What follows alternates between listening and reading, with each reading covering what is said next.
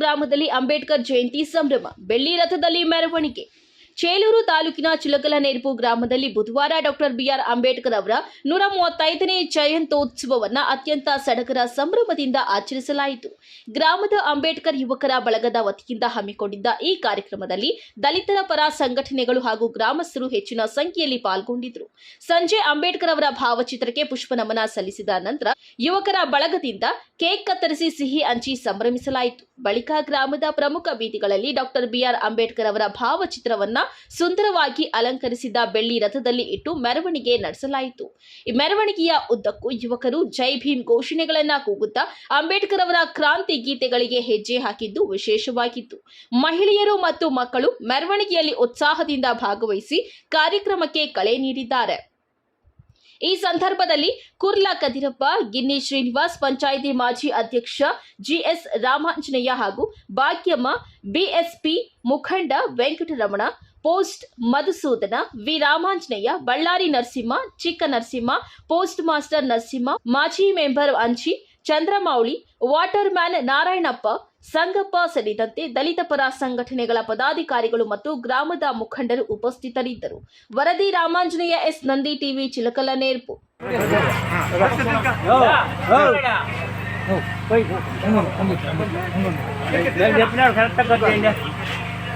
Start చేయనా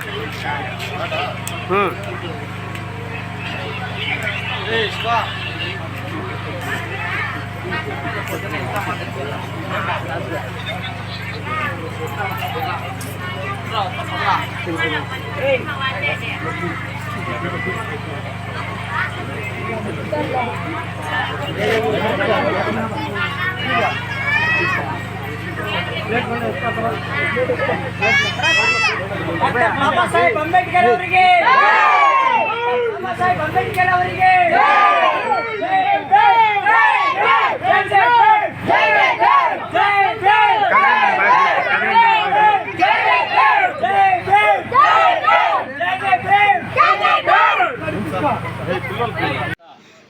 ಭಾಗ್ಯಮ್ಮ ರಾಮಾಂಜನೇಯರವರು doctor Baba Saheb B R Ambedkar ಅವರ ಒಂದು ಪುತ್ಥಳಿಗೆ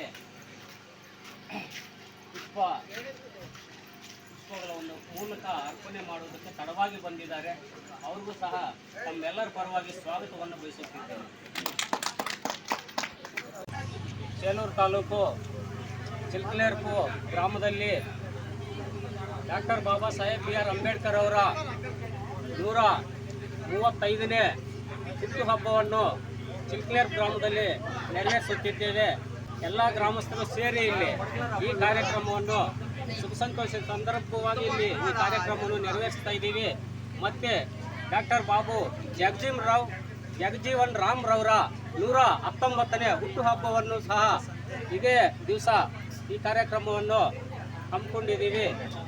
ಎಲ್ಲ ಬಾಂಧವರು ಮತ್ತು ಎಲ್ಲ ಗಣ್ಯ ವ್ಯಕ್ತಿಗಳು ಈ ಕಾರ್ಯಕ್ರಮಕ್ಕೆ ಆಗಮಿಸಿ ಈ ಕಾರ್ಯಕ್ರಮವನ್ನು ಯಶಸ್ವಿ ಮಾಡುವುದಕ್ಕೆ ಈ ಕಾರ್ಯಕ್ರಮವನ್ನು ಯಶಸ್ವಿ ಮಾಡಿಸಿಕೊಟ್ಟಿದ್ದಾರೆ. ಮತ್ತು ನಮ್ಮ ಪೊಲೀಸ್ ಇಲಾಖೆಯಾದಂತಹ ಎಲ್ಲ ನಮ್ಮ ಸಿಬ್ಬಂದಿ ವರ್ಗದವರಿಗೂ ಸಹ ಪೊಲೀಸ್ ಇಲಾಖೆಯ ಸಿಬ್ಬಂದಿ ವರ್ಗದವರಿಗೂ ಸಹ ಈ ಒಂದು ಕಾರ್ಯಕ್ರಮವನ್ನು ಹಮ್ಮಿಕೊಳ್ಳುತ್ತಿದ್ದೇವೆ. ಮತ್ತು ನಮ್ಮ ಸ್ನೇಹಿತರಾದಂಥ ರಾಮಾಂಜನೇಯರವರು ಸಹ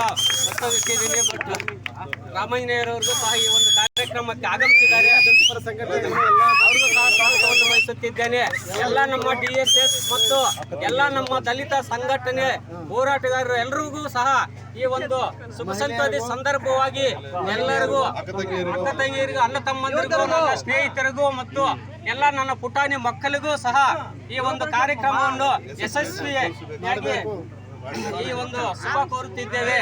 ಡಾಕ್ಟರ್ ಬಾಬಾ ಸಾಹೇಬ್ ಬಿಆರ್ ಅಂಬೇಡ್ಕರ್ ಅವರು ಯಾರು ಅಂತ ತಿಳ್ಕೊಳಕ್ಕೆ ಹೋದ್ರೆ ಅವ್ರದ್ದು ತಿಳ್ಕೋಬೇಕಾದ್ರೆ ಬಹಳಷ್ಟು ಹೇಳ್ಕೊಂಡ್ರು ಅದು ಸಾಲದು. ಆದರೆ ಡಾಕ್ಟರ್ ಬಾಬಾ ಸಾಹೇಬ್ ಬಿಆರ್ ಅಂಬೇಡ್ಕರ್ ಅವರು 1891 ಏಪ್ರಿಲ್ 14ನೇ ದಿನಾಂಕದಂದು ಮಹಾರಾಷ್ಟ್ರ ರಾಜ್ಯದ ಸತಾರಾ ಜಿಲ್ಲೆಯ ಒಂದು ಸಣ್ಣ ಒಂದು ಹಳ್ಳಿಯಲ್ಲಿ ಅವರು 14ನೇ ಮಗುವಾಗಿ ಡಾಕ್ಟರ್ ಬಾಬಾ ಸಾಹೇಬ್ ಅಂಬೇಡ್ಕರ್ ಅವರು ತಾಯಿ ಭೀಮಾಬಾಯಿ ಮತ್ತು ರಾಮ್ಜಿ ಸಕ್ಪಾಲರಿಗೆ 14ನೇ ಮಗುವಾಗಿ ಜನ್ಮ ನೀಡುತ್ತಾರೆ.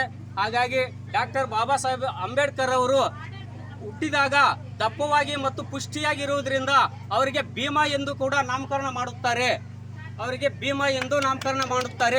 ಹಾಗಾಗಿ ಅವರು ತನ್ನ ವಯಸ್ಸಿನಲ್ಲೇ ಚಿಕ್ಕ ವಯಸ್ಸಿನಲ್ಲೇ ಪ್ರಾಥಮಿಕ ಶಾಲೆಯಲ್ಲಿ ಓದುತ್ತಿದ್ದಾಗ ಅವರ ತಾಯಿಯಾದ ಭೀಮಾಬಾಯಿ ಅವರು ಮರಣ ಹೊಂದುತ್ತಾರೆ.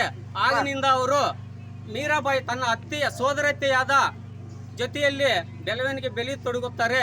Doctor Baba Saheb B R Ambedkar ಅವರು ಇಷ್ಟು ಮಾತುಗಳನ್ನು ಹೇಳ್ತಾ ನನ್ನ ಮಾತುಗಳನ್ನು ಮುಕ್ತಾಯ ಮಾಡ್ತೀನಿ. ಜೈ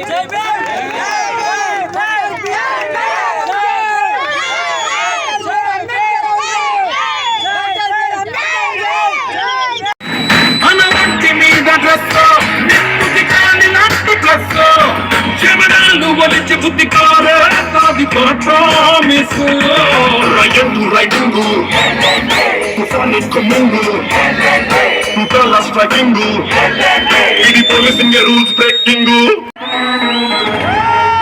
Ladies and gentlemen, boys and girls and all the fans, here comes the Power King and we call him Dr. Singh.